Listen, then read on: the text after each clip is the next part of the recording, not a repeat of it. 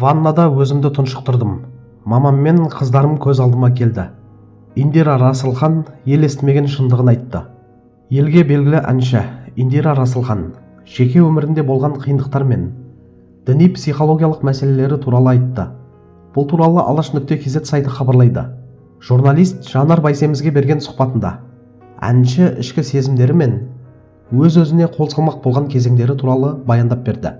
Ішімде, ойымда тек қана бір қалай ауыртпалық салмай кетсем екен деген сияқты ой болады да, қазір өзімді ваннаны толтырып тұншықтыра салсам бекен, тамырымды кесе салсам, ол жеңіл болар мекен деген сияқты.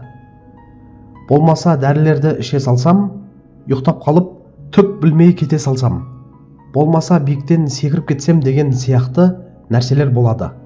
Попытка болған жоқ емес, болды. Ваннада өзімді тұншықтырып көрген бір рет.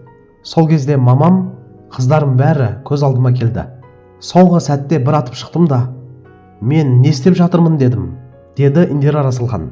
Бұл сұхбатты оқығанда бір танымал әншінің емес, тірі адам ретінде жанайқайын естігендей боласың. Индира Расылханның ашық айтуы батылдық шығар.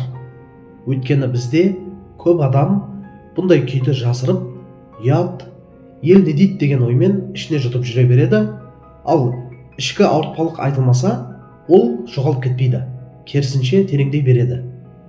Бұнда біреуді кінәлау немесе сенсация жасау жоқ, тек адам жанының қаншалықты нәзік екенін көрсету бар.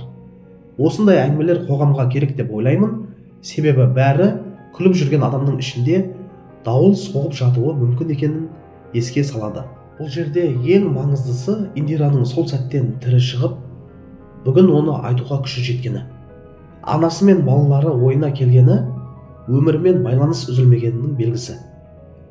Көп адам дәл сондай сәтте жалғызбын деп ойлайды, бірақ шын мәнінде біреуге керек екенін кеш түсінеді. Сондықтан бұл сұхбат біреуге үміт болуы мүмкін, мен ғана емес екенмін деген ой кейде адамды сақтап қалады. Бұны әлсіздік емес, керісінше өзімен бетпе-бет келудің бір түрі деп қабылдаған дұрыс шығар.